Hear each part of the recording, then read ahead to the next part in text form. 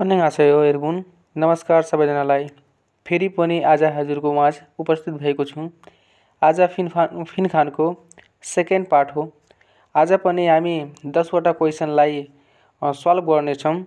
ल अब हामी टपिकतिर लागौँ के कस्ता क्वेसन रहेको छ र तपाईँ च्यानलमा नयाँ हुनुहुन्छ भने च्यानललाई सब्स्क्राइब, लाइक एन्ड सेयर गर्न नभुल्नुहोला। ल यहाँ कस्तो चित्र दिएको छ भने यो चाहिँ उत्पादनको क्षेत्रको चित्र जस्तो लागिरहेको छ। यहाँ चाहिँ छो र आप लेखेको छ। अब यो खाली ठाउँमा के हुन्छ भने यहाँ तल अप्सनमा के दिएको छ हेरौँ। पहिलोमा छे लेखेको छ र दोस्रोमा ओरिजिनल छे लेखेको छ र तेस्रोमा अ र इ भएको छे लेखेको छ र चौथोमा पनि अ र इ भएको ओरिजिनल छे लेखेको छ। अब गेस गर्नुहोस् कुन अप्सन हुन्छ। साथीहरू यसको एन्सर चाहिँ साम्बन हुन्छ। अब अर्कोमा हेरौँ। ल यो चित्रमा चाहिँ के गरिरहेको छ भने डोजरले एक ठाउँमा माटोहरू जम्मा गरिरहेको छ। ल अब यो माटो जम्मा गर्नुलाई के भनिन्छ भने हजुरहरूले एडभान्स बुकमा पढिसक्नु भएको होला। यसको एन्सर चाहिँ इभन हुन्छ, सङ्थो हुन्छ। ल अब चाहिँ हामी अर्को क्वेसनमा हेरौँ। ल यो कस्तो चित्र हो भने पानी जहाज क्षेत्रलाई के भनिन्छ हजुरहरूलाई चाहिँ थाहा नै होला। यहाँ चाहिँ सारप लेखेको छ। अब यो खाली ठाउँमा कुन अप्सन ठिक हुन्छ भने 3 नम्बर चाहिँ अप्सन ठिक हुन्छ साथीहरू। यसको एन्सर साम भन्नु नै हुन्छ। ल अब चाहिँ अर्कोमा हेरौँ। यो चाहिँ लाइफ ज्याकेट हो। यो ज्याकेट पानीमा आफ्नो सेफ्टीको लागि लगाइन्छ। ल साथीहरू गेस गर्नुहोस् त यसमा कुन अप्सन ठिक हुन्छ।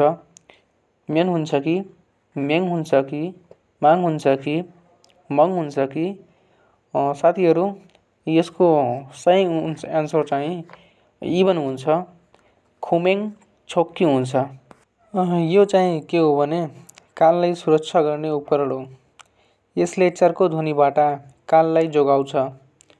अब चाहिँ खुइ र गेको बिचमा कुन अप्सन सुहाउँदो हुन्छ। यसमा 3 र 4 मिल्दैन, बाँकी बस्यो 2वटा। यो बा भएको हुन्छ कि फा भएको हुन्छ। ल गेस गर्नुहोस् त साथीहरू। यो पहिलो पनि त हुँदैन। यसको एन्सर चाहिँ इभन हुन्छ, खुइ थप्के हुन्छ है साथीहरू। अब चाहिँ अर्को क्वेसनमा हेरौँ।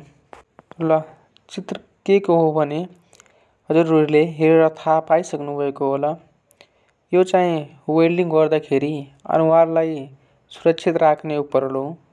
यहाँनिर युङ छ, योङ छ, ओङ छ, आङ छ। यसको एन्सर चाहिँ इभन हुन्छ है साथीहरू।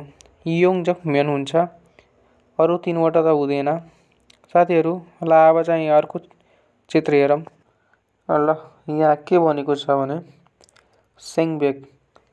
यो चित्रमा स्वच्छ झोला अथवा सेनिटाइजर बेग हो। अब यहाँनिर वेसेङ ब्याग हुन्छ कि वेसेङ ब्याग हुन्छ कि विसेङ ब्याग हुन्छ कि वासिङ ब्याग हुन्छ। साथीहरू चाहिँ यसको एन्सर साम्बन हुन्छ, विसेङ ब्याग। ल अब चाहिँ अर्को क्वेसनमा हेरौँ। ल साथीहरू गेस गर्नु है त। यहाँनिर हे छ, अ र इ भएको हे छ र या छ र फेरि हे रहेको छ। यसको एन्सर चाहिँ इल्बन हुन्छ, हेसानमुल। ल अब चाहिँ अर्को चित्रमा हेरौँ। ल साथीहरू यो चित्रमा दिएको वस्तुको नाम चाहिँ कुरेस हो। यसबाट गाजर मुलीलाई मस्नो गरिदिन्छ।